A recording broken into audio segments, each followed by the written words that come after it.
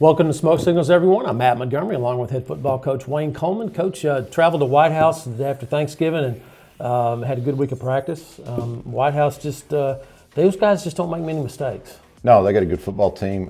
They do a good job over there. They've had really the last 2 or 3 years, they've had a good group. It seemed like you got into a good rhythm to start the game. I think you scored on the opening drive, and you seem to do that every game. And the rhythm was really good. And, of course, we'll look at the highlights in a minute. You got off with a good opening kickoff by Darian. They just, like you said, I mean, they physically, Whitehouse is not like Texas High. But, like you said, they don't turn the ball over. They just catch the ball when it's right to them. I mean, they just do good things. The best thing they do is they don't beat themselves, and they block and tackle. Yeah. And they're not huge. They're never small. They've just got good-sized high school football players, and they compete real well. You got a chance to work in a lot of your younger players, which is something that you wanted to do when you moved the junior varsity up. How did that go? Did they meet your expectations? And just the rhythm of the game changes when you put younger players in the game like that. It does. We didn't want to put them in too much too early, so they could have a negative effect on the game. And so we worked them in slowly. And by the fourth quarter, when the game had kind of slipped away, those kids got a lot of playing time. Let's look at some of the highlights. Jacksonville versus Whitehouse.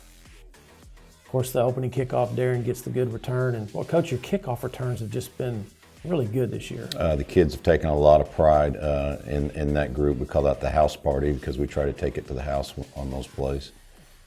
And here's a 31-yard touchdown pass, Patrick to Pinson.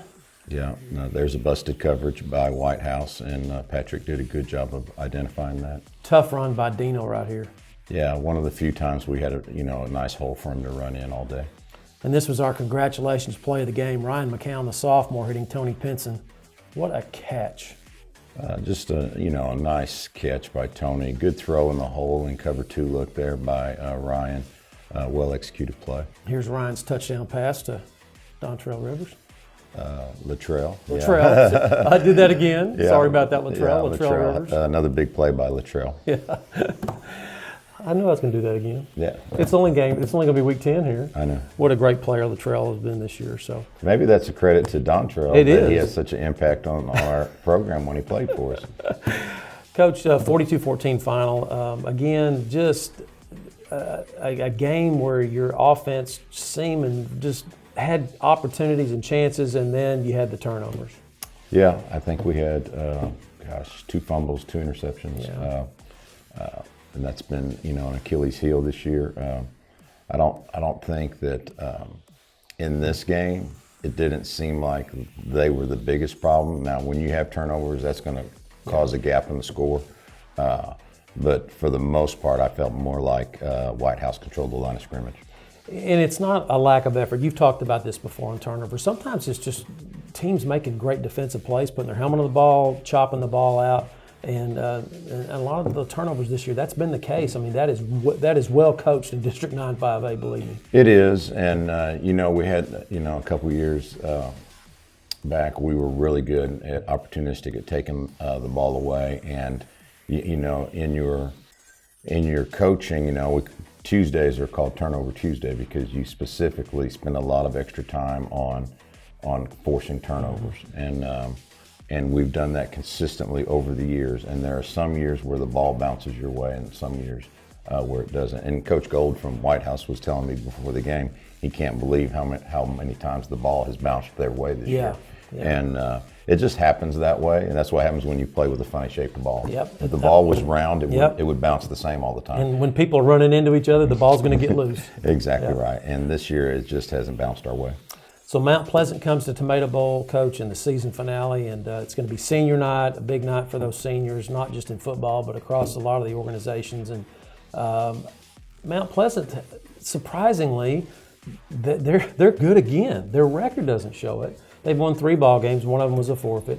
But you look at them watch them on video. I watched their game last week, as you did, on YouTube, and my goodness, they have some athletes. They're really a good-looking football team. When you turn the film on, and you watch them line up on defense. They're TNTs on defense, a big defensive lineman, good-looking kids. and they'll be a handful. And just being able to block those guys this week. Yeah, we talked a few weeks ago about how Nacogdoches probably has the best secondary in the district, and I would put Mount Pleasant up there, maybe not with Texas High, but quite close on that D line. Number 99 and 34. Yeah, and it's, we can't worry about it too much because obviously the strength of our offense is throwing the football. Yeah. So it turns into they've got a really solid defensive front. So let's just keep throwing the football and shore up the pass protection and not try to bang our head on the wall and run into those big guys. So what will you try to do offensively? What does that mean? Will you try to move around a little bit more? And Yeah, I think you've got to incorporate off of the pass game more draw looks, more move the pocket looks. Try to take those big guys out of the game. Mm-hmm. How do you neutralize their best players, which is their defensive line? What do they do offensively? Well, there's so multiple. One of the few teams that still runs the option. They'll run it from the shotgun. They'll run it under center, out of a wishbone. They'll do some different stuff and lots of formations. So throwing the football, is your quarterback mobile? Does he stay in the pocket? How does he operate? They're a run team, so their strength is not throwing the football. They do have a couple of really athletic receivers. They can beat man coverage because they run the ball so much. They force you into man coverage. So there's a lot of times where they get mismatches when they want to go play action and throw the football. Talk about your plan this week. Is it going to be similar to last week where you're going to give the seniors their due? It's their last game at Tomato Bowl, some of them last game of their high school career, but you are going to work some guys in. Yeah, I think it's good for number one, the seniors to finish strong in the Tomato Bowl and try to get a win there to finish out their senior year. But I think it's also good, and you see it in practice, some of the younger kids getting reps and the older kids kind of help them, coach them, and be good role models for them.